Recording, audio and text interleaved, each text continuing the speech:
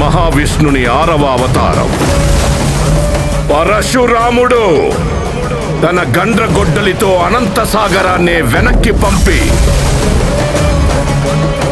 ఒక అద్భుతమైన నేలని సృష్టించాడు. అదే పరశురాముడి క్షేత్రం. అక్కడ ఆ పరశివుడే కొలువయ్యాడు. కొందరు రాక్షసులు తమ అహంకారంతో విర్రవీగుతున్నప్పుడు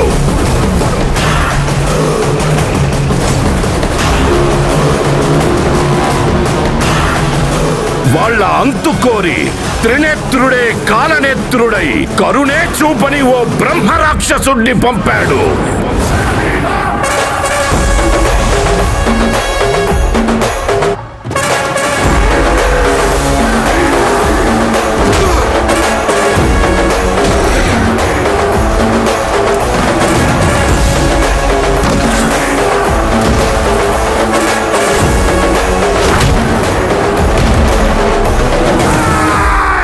నేను ఊచకోత మొదలు పెడితే ఈ ఊర్లో శ్మశానం కూడా సరిపోతున్నా కొడక్క.